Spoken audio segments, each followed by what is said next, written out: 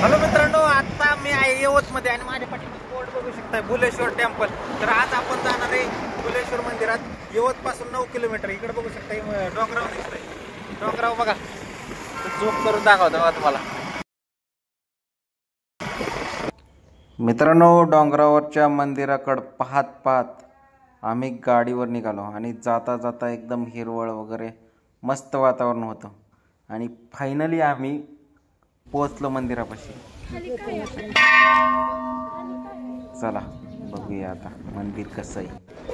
मित्रांनो, फायनली बुलेश्वर मंदिरात पोहोचलेलं आहे. या मंदिराचं विशेषता म्हणजे या मंदिराला पुण्याचं वेरूळ देखील म्हणलं जातं, कारण आतलं नक्षीकाम एवढं सुंदर आहे ना. हे मंदिर बघू शकता माझ्या पाठीवर. मित्रांनो, ड्रोन शॉट पण बघून घ्या कसं एक नंबर दिसतंय. मस्त दिसतं का नाही ड्रोन मधून. पाऊस पण यायला लागला आता पटकस. एवढा दिसतोय लगेच आला.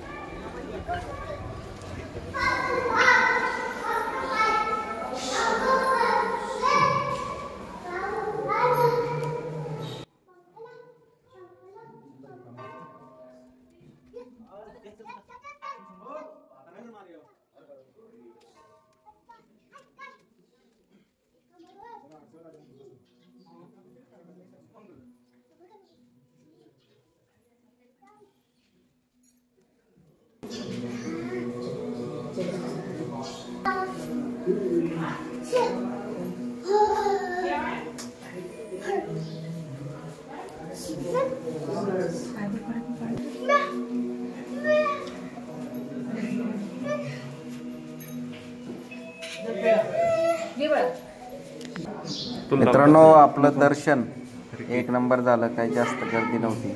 त्याच्यानंतर तुम्हाला आता नक्षीकाम दाखवतो, जे कोरीव काम केलेलं आहे मंदिराच्या भिंतीवर. ते बघूया आता आपण कशा प्रकारे कोरीव काम बघू शकता. एक नंबर पुण्याचे वेरूळ मला म्हटलं ना मी, ते ह्याच्यामुळेच म्हटलं जातं. बघू शकता कसल्या एकदम कोरीव मूर्ती. मित्रांनो, बऱ्याच ठिकाणी या मूर्तींची तोडफोड पण करण्यात आलेली. हे तोडफोड जे झाली मंदिराच्या काही कोरीव कामाच्या मूर्तींची, ही मुघलांच्या काळात झालेली. मंदिर एक नंबर आहे मित्रांनो. तुम्ही जर कधी या रूटने आला तर नक्की एकदा भेट द्या. मन प्रसन्न होऊन जातं एकदम. संपूर्ण दगडात बांधलेलं आहे मंदिर. खालची नक्षी बघून घ्या.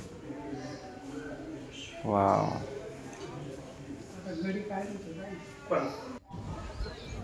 मित्रांनो, दर्शन वगैरे एक नंबर झालं. तर तुम्ही जरी इकडे पुणे सोलापूर रोडने कधी जाणार असाल तर नक्की इकडे एकदा भेट द्या. यवत पासून 9 किलोमीटर अंतरावर आहे आणि एक नंबर मंदिर आहे. इथं तुम्ही आतली बघितलीच कसलं कोरीव काम आहे आणि महादेवाचं दर्शन पण एक नंबर. चला बोला, हर हर महादेव.